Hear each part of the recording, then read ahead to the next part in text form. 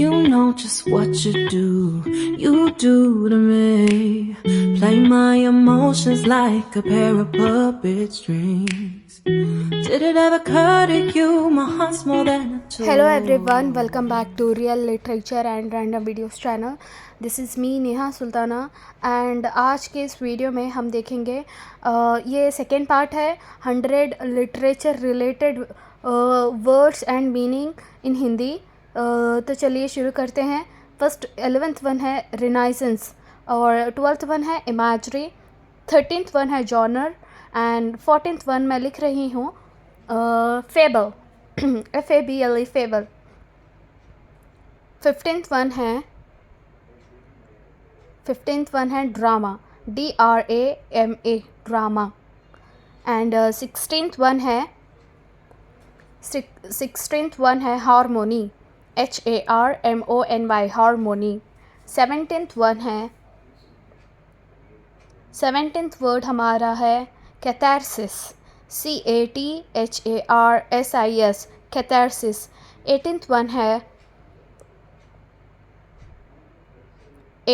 है paradox PARADOX paradox. 19th one है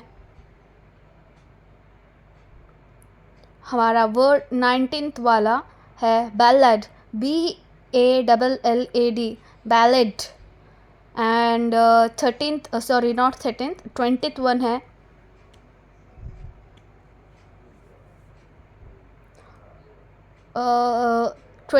है ओड ODE ओड. 21 वर्ड हमारा कौन सा है बोले तो alliteration ALLITERATION alliteration. 22nd word है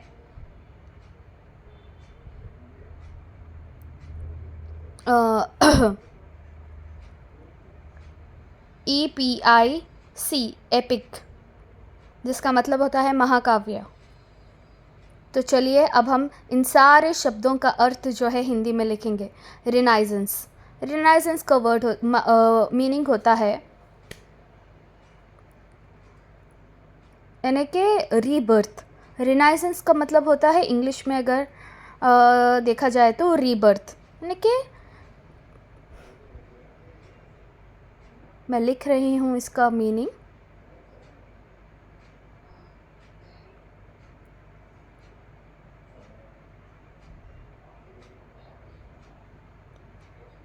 पुनजागरूकती.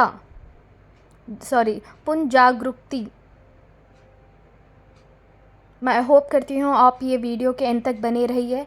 बहुत ही नॉलेजेबल वीडियो है. लिटरेचर के स्टूडेंट्स को या फिर कोई भी स्टूडेंट हैं, आप किसी भी क्लास के स्टूडेंट हो, ये वर्ड्स जो है बहुत ही इम्पोर्टेंट वर्ड्स है जिसका मीनिंग आपको पता रहना चाहिए. इमेजरी का मतलब होता है चित्र और जॉनर का मतलब होता है शैली. फेबल FABLE फेबल का मतलब होता है पौराणिक.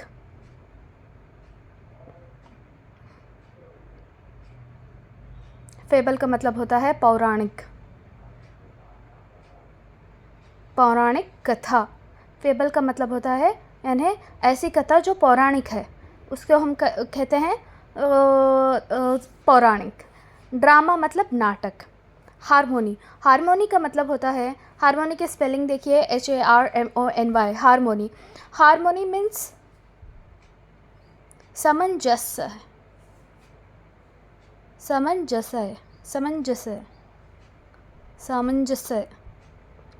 ठीक है. और 17th वर्ड हमारा क्या है बोले तो कैथारसिस का मतलब होता है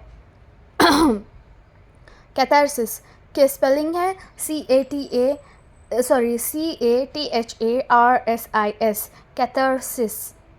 कैथारसिस का मतलब होता है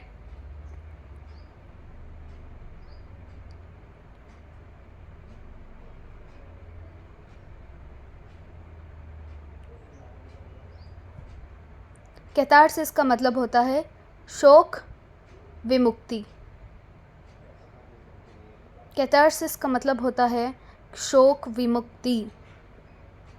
पैराडॉक्स, पैराडॉक्स का मतलब है PARADOX, पैराडॉक्स, PARADOX। पैराडॉक्स का मतलब होता है विरोधाभास, विरोधाभास।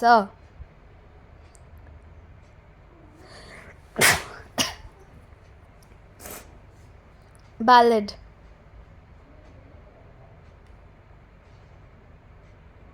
बैलेट।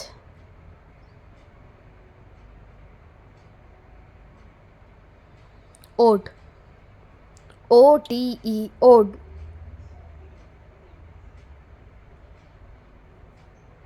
ओड का मतलब होता है उपमेय। एलिट्रेशन,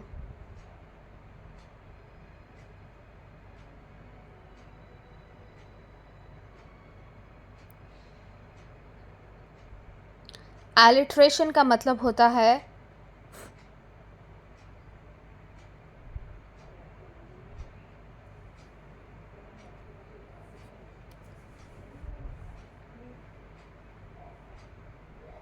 सर्वधारी, सर्वधारी,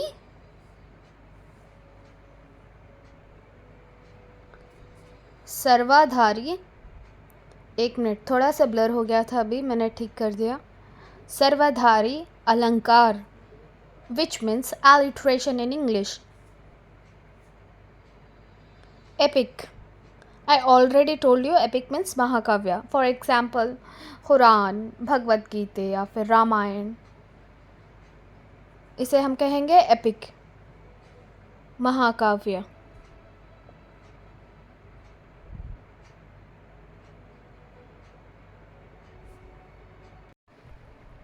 अब मैं यहाँ से लाइन ड्रॉ कर रही हूँ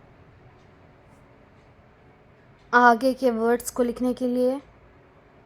ये मैंने लाइन ड्रॉ कर दी। ठीक है, अब हम लिखेंगे 23rd वन।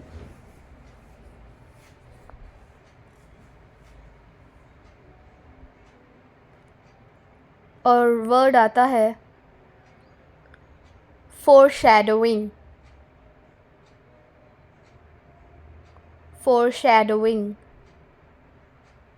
foreshadowing की स्पेलिंग है FORESHADOWING, foreshadowing। 24th वर्ड है hubris, HUBRIS, hubris।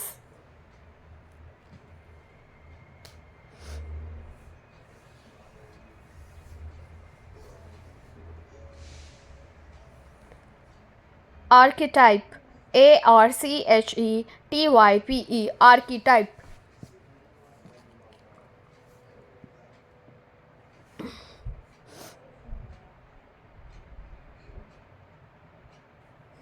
Epistolary, 26th word हमारा है जो एपिस्टोलरी, EPISTOLARY, एपिस्टोलरी। और 27th वर्ड है हमारा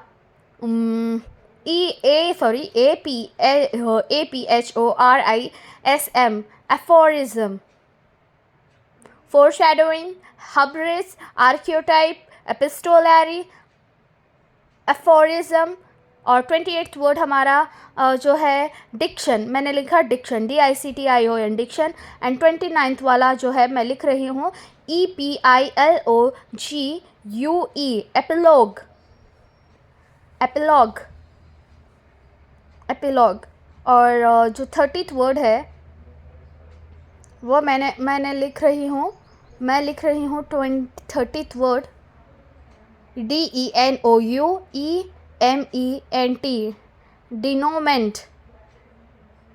डैश डाल देती हूँ सारों के सामने आगे। 31st वर्ड है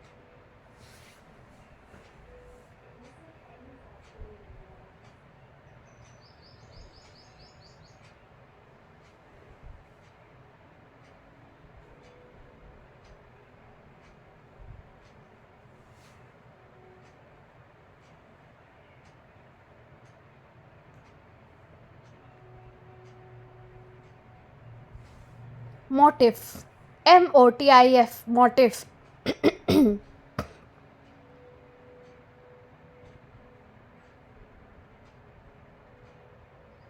मोटिफ का मतलब, सॉरी वो तो मैं लिखूँगी आगे। 33rd वर्ड है anachronism, ANACHRONISM, anachronism. 34th word है, इसके स्पेलिंग मैं लिख रही हूँ, PANTHEON, पैंथियन। 35th वर्ड है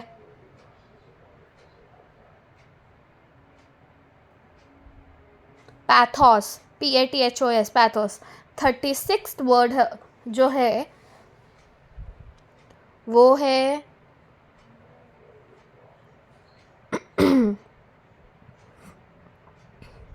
SOLILOQUY,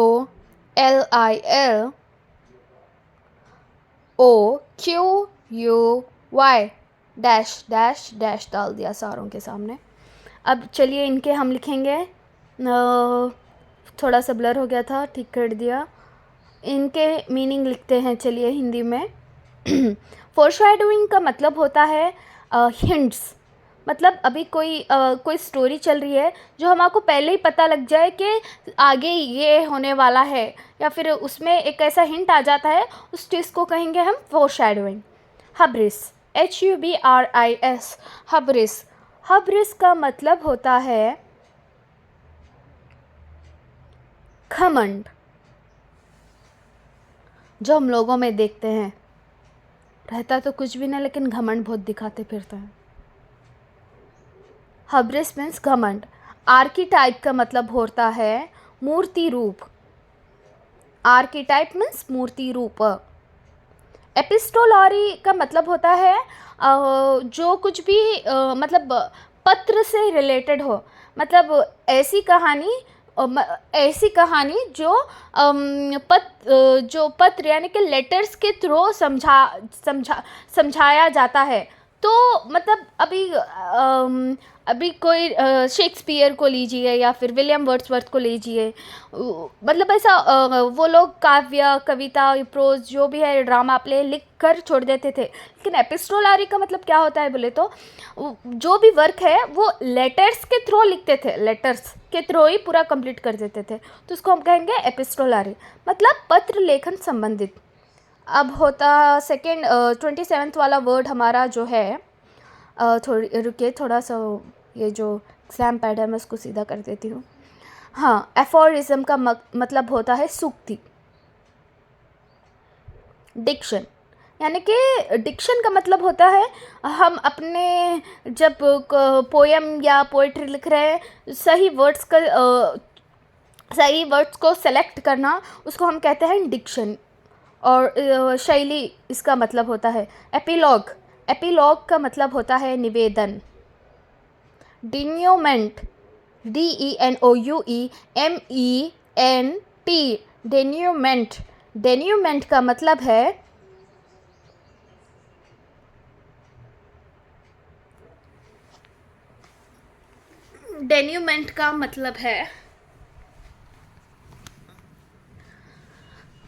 समाप्ति।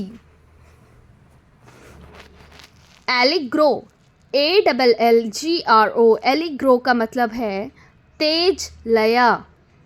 मोटिफ का हम प्रोनाउंसिएशन लिख रहे हैं मोटिफ। ये आपके लिए वर्क है, इसका मतलब आप लोग कमेंट सेक्शन में ज़रूर बताइएगा। Anachronism, ANACHRONISM, anachronism. एनाक्रोनिज्म का मतलब होता है, एनाक्रोनिज्म का मतलब होता है कालांतर दोष। कालांतर दोष को हम कहते हैं एनाक्रोनिज्म।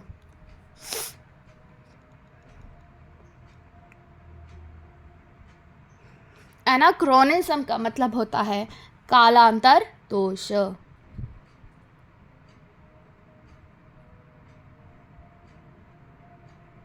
पैंथियन, PANTHEON, पैंथियन का मतलब होता है महादेवालय। पैथोस, पैथोस का मतलब होता है करुणा। सॉलिलोक्वी का मतलब होता है अकेले में जब हम बात करते हैं उस एक्टिविटी को हम कहते हैं सॉलिलोक्वी। सॉलिलोक्वी का मतलब होता है अकेले में बात करना। मैं उम्मीद करती हूँ आप सबको ये वीडियो आज का पसंद आया होगा। आपको अगर किसी भी चीज़ का कन्फ्यूजन रहा है तो प्लीज़ कमेंट सेक्शन में बताइए। Bye bye.